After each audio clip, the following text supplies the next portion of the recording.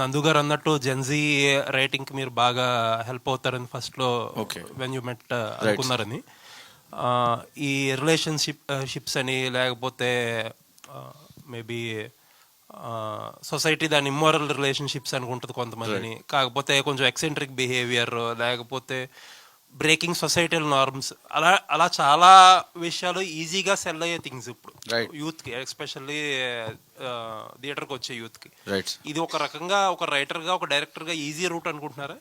Sir, నా గట్టి నమ్మకం ఏంటంటే, ఎస్పెషల్లీ స్టార్ట్ అవుతున్న ఫిల్మ్ మేకర్స్ మనం చేసే ఫిలిం కరెంట్ టైమ్స్ని కొద్ది గొప్ప రిఫ్లెక్ట్ చేయాలి సార్. రిఫ్లెక్ట్ చేస్తూ దాని నుంచి ఒక దారి బయటికి మూవ్ ఆన్ ఎలా అవ్వాలి, బెటర్ ఎలా అవ్వాలి అనేది కూడా ఒక దారి ట్రై చేయాలి వెతకడానికి. నా లైఫ్లో నేను ఎంతో పెయిన్ నుంచి వెళ్ళి తర్వాత ఆ పెయిన్ పాజిటివ్గా కూడా మారింది నాకు. సో ఆ ఎక్స్పీరియన్స్ని చూపించడానికి ప్రయత్నించాము. ఈజీ పద్ధతి అస్సలు అనుకోను సార్, ఎందుకంటే అంత కాంపిటీషన్ ఉన్న ఈ రిలేషన్షిప్ మీరు అన్నట్టు అందరు చేస్తున్నారు. సో దాంట్లో స్టాండ్ అవుట్ అవ్వడం కూడా అంతే కష్టం. సో ఈజీ దారి అస్సలు కాదు సార్.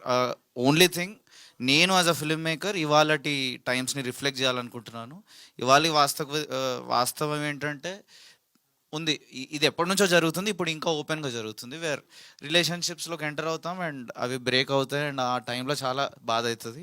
బట్ ముందుకెళ్ళిన కొద్దీ దట్స్ ద బెస్ట్ థింగ్, ఇది మంచిగా జరిగింది అని కూడా అనిపిస్తుంది. సో ఈ ప్రక్రియ ఏదైతుందో అతి సహజమైనది. దాన్ని ఎంటర్టైనింగ్గా ఆడియన్స్కి పూర్తి ప్రతి సెకండ్ ఎమోషనల్ ఎక్స్పీరియన్స్ ఇస్తూ నవ్విస్తూ చేసిన ఫిలిం సార్ ఇది.